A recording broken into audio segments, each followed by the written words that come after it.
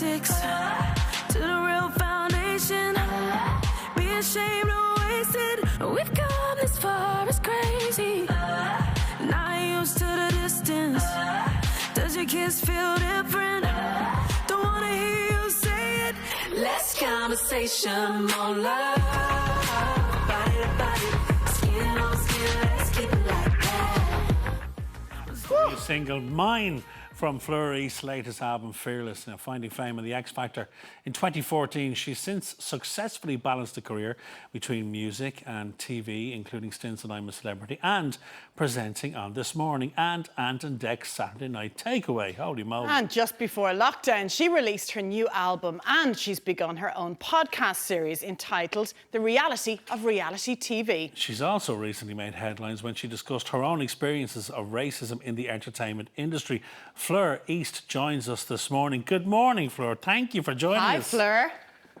Thanks for having me. Hi. You've a lot of people hot under the collar in our studio this morning, Fleur. You're waking up the country. Hilarious. Listen, that's an incredible CV we've described already. We might go back and just start with X Factor, Fleur, which is 2014, I think we mentioned in the intro.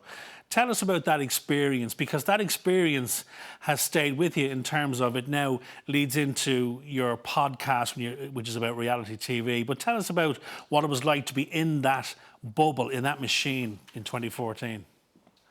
It was fascinating for me, both as a fan of reality TV and a fan of the show, and then, of course, as a singer and a musician trying to break into the industry. So the whole time I was really excited as I started to progress through the competition and finally get to achieve my dream, but also just to be backstage and see how the show worked and talk to the producers and see everything behind the scenes. I absolutely loved it. It was such an intense experience, but it was amazing. It was amazing and a brilliant platform, as so many other artists will agree.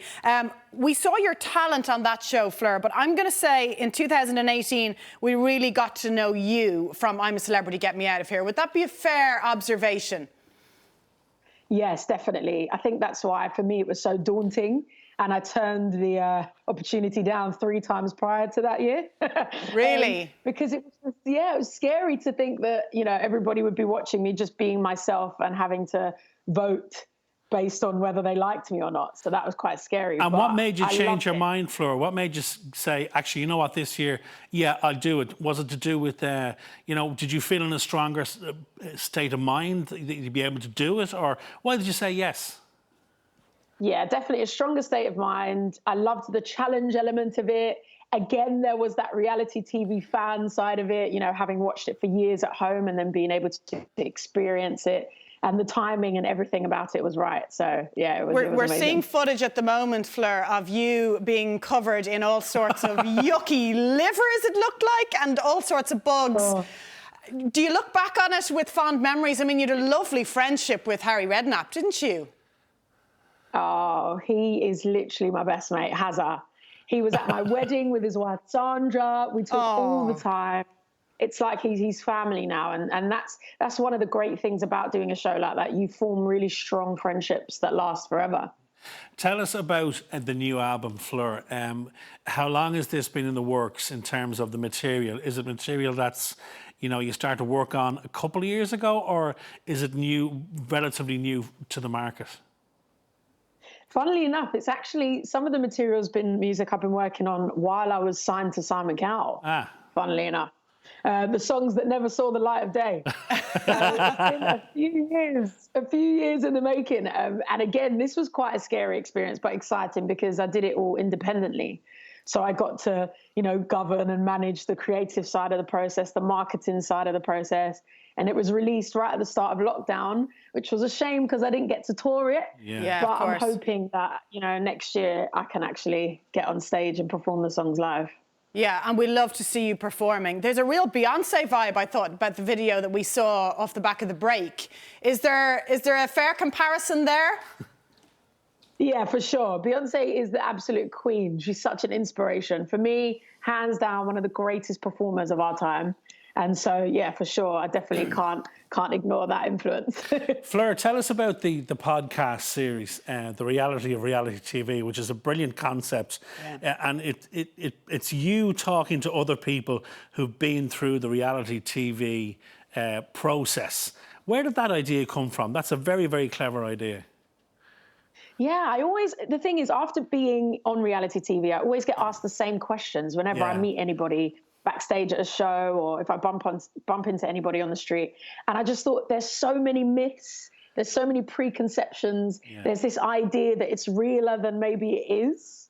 So I thought, let's dig into it. Let's give people, the backstage gossip. Let's give people a real insight into the world. Are you lifting the lid on it, Fleur, or are you more interested in, how it might affect people's mental health and what it's like to be in that bubble and then be dropped back into the real world? Yeah, I mean, it's not really a platform to slate reality TV or to expose the industry or anything like that. It's more to focus on people's personal experiences, to see how people can carve a career out of it, to actually highlight the highs and the lows of the experience, because we have the younger generation that are fascinated with the idea of becoming famous on reality TV. And I think it's our duty and responsibility to let them know that, there's a real dark side to it that they should be aware of at least. Fleur, before we let you go, can I ask you about the rap that you've written? Because the Black Lives Matter movement, well, I was going to say you're passionate about it. We're all passionate about it. Tell us your feelings on it, because you've had your own personal experiences, haven't you? Yeah, I mean, it's difficult. It's interesting because a lot of these conversations aren't new to a lot of people, from the Black community. These aren't new. These conversations have been happening behind closed doors, and it's just now that the floor is open, the platform's here, and we're feeling more empowered and encouraged to talk about it. And I think it's comforting when you hear other people's experiences, because you're not alone. And I think it's quite shocking for a lot of people to know that this is actually going on. So I'm happy that the conversations are happening. And I think the moment that we realize that we are brothers and sisters, we're part of one race, the human race, what unites us is stronger than what divides us, I think then we can actually start to see some progress. Yeah, and that's the key word, isn't it? Progression, because, when a campaign like this, and it seems to be cyclical, every few years something will happen that drives the campaign to the forefront of the news. But it's kind of across society, Fleur. Like we're reading yesterday, a similar thing where there's an openly gay footballer in the Premier League who's still afraid to come out. So it's still all around us, isn't it? Yeah, there's so much discrimination, so much prejudice in so many different areas, communities, groups. But that's why, like I said, the minute that we kind of separate all of that, get that out of the way and just come down to the bare bones, that we're all humans, we're all on this planet, we're sharing this together, we can be stronger together in that way. And do you believe, most rational people seem to believe that it begins with education across all topics?